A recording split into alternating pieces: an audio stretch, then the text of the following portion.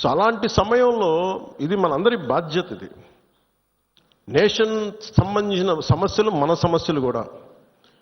మనం ఎక్కడో కావల్లో కూర్చున్నాం, లేదంటే నెల్లూరులో కూర్చున్నాం, సూలూరుపేటలో కూర్చున్నాం, బిట్రగుంటలో కూర్చున్నాం, లేదంటే ఎక్కడ కూర్చొని మారుమూల గోదావరి జిల్లాలో కూర్చొని కుదరదు. దీని ఇంపాక్ట్ మొత్తం మీద ఉంటుంది. ఇది మనందరి బాధ్యత. ఇది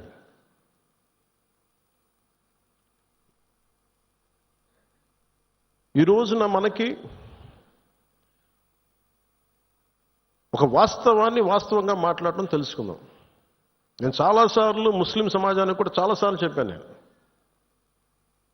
ఎందుకు ఇంత మాట్లాడాల్సి వస్తుంది, ముస్లిం, క్రిస్టియన్, హిందూని ఎందుకు మాట్లాడాల్సి వస్తుందంటే, హిందువులకు ఉన్నది ఒకటే దేశం, ఇంక వేరే దేశం లేదు. ఇక్కడ కూడా హిందువులను టార్గెట్ చేసి చంపితే ఎక్కడికి పారిపోతారు?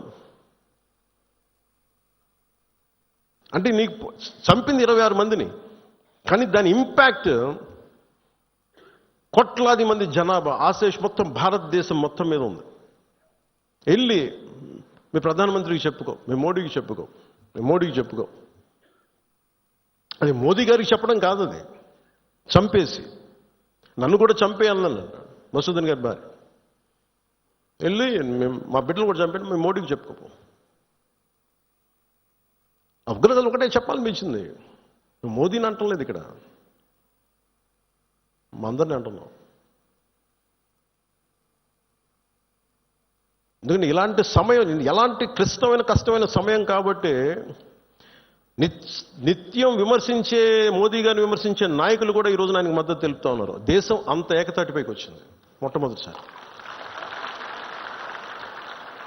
ఇలాంటి సమయంలో అంటే నేనేదేంటంటే, ఇర్రెస్పెక్ట్ ఆఫ్ మన డిఫరెన్సెస్ అసైడ్, ఉగ్రవాదం మీద మటుకు, హింస మీద మటుకు, ఇర్రెస్పెక్ట్ ఆఫ్ రిలీజియన్, మనందరం ఒకటే మాట మాట్లాడాలి.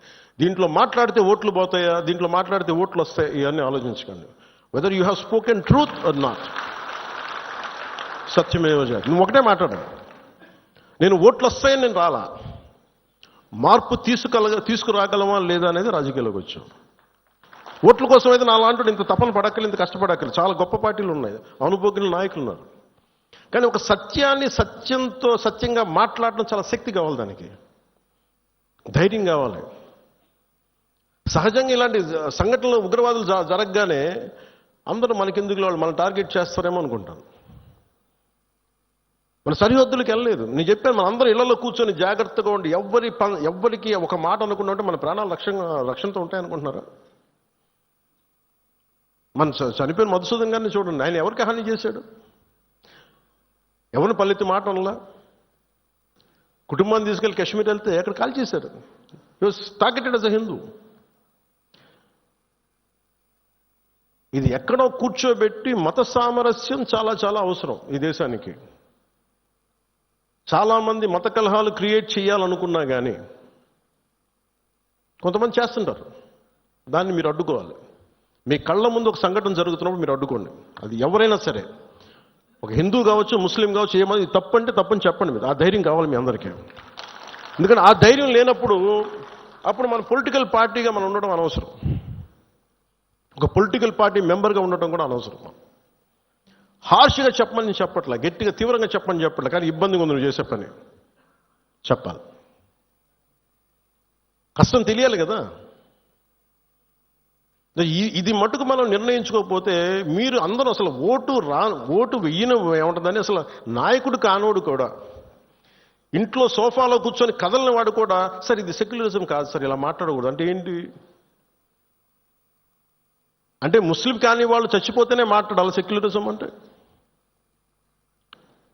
హిందువులకు జరిగితే మాట్లాడకూడదా? That can be defined as secularism. ఇది సమస్య మన దేశంలో. అందుకని ఇలాంటి ఈరోజు నాయకులందరికీ, మన జన సైనికులందరికీ కూడా, వీరమహిళలందరికీ కూడా నాకు ఒక విన్నపం ఏంటంటే, సెక్యులరిజం అనే పదానికి మీరు ఈ పడికట్టు డెఫినేషన్ మీరు తీసుకోకండి. ఇది మటుకు మీరు చాలా చాలా స్పష్టంగా తీసుకోవాలి. నేను చాలాసార్లు చెప్పాను, ముస్లిం సమాజంలో చాలామంది వచ్చి అడిగినప్పుడు మీకు ఏదైనా ఇబ్బంది వస్తే మొట్టమొదటి గొంతెత్తేది నేను, మీకు గుర్తుపెట్టుకోండి.